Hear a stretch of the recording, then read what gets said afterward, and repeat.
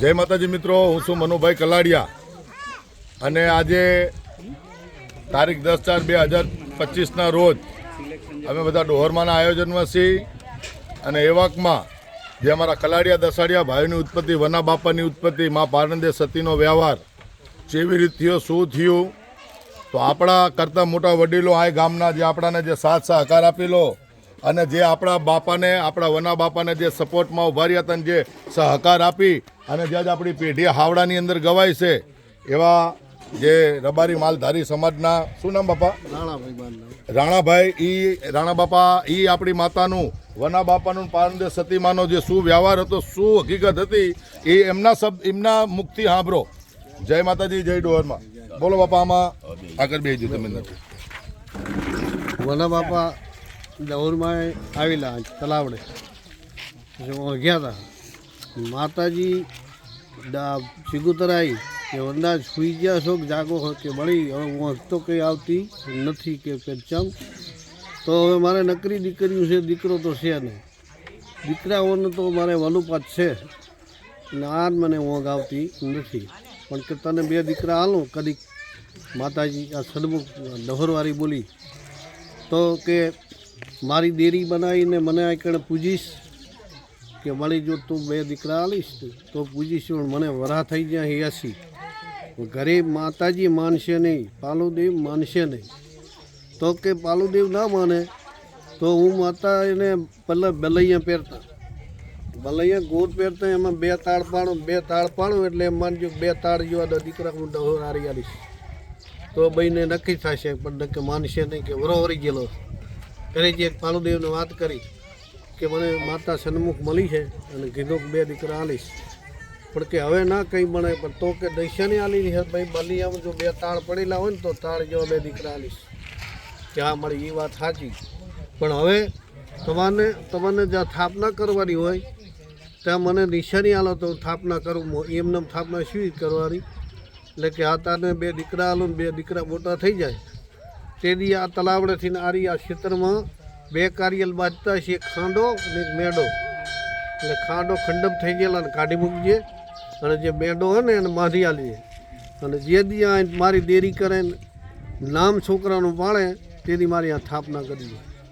એટલે કે સારું.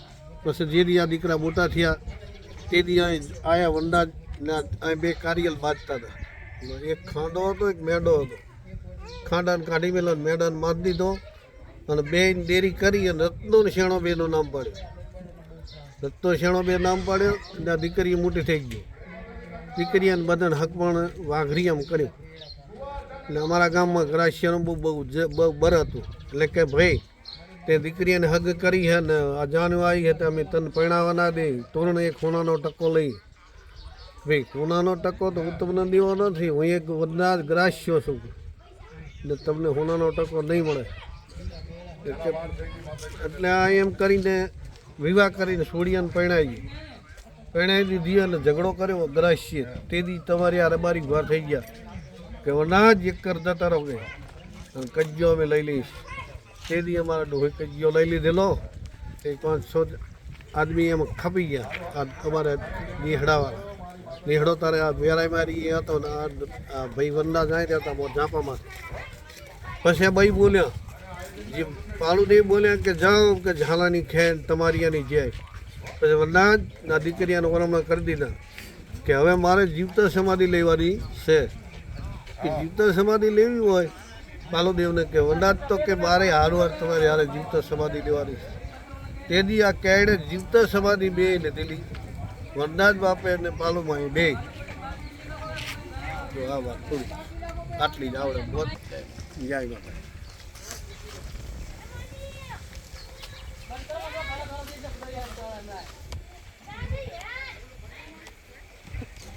રત્નાભાઈ શ્યાણાભાઈ 2 દીકરા એમને.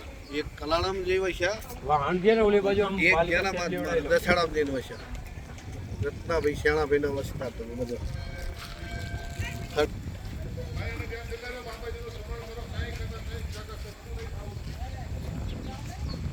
નામ આખું રાણાભાઈ નથી આવી ગયું.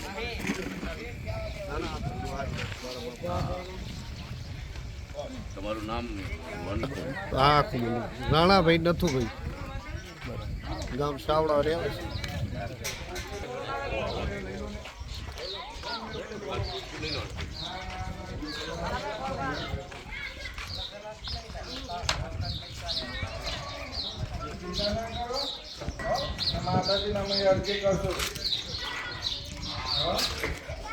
આરામ કરો તબિયત વાંચો કાકા હો પછી તો માતા માતા જમશે ને એવું હશે ને લાવી તમારા બેઠા બેઠા ટીવીમાં તો ફોન તો હતા તો ના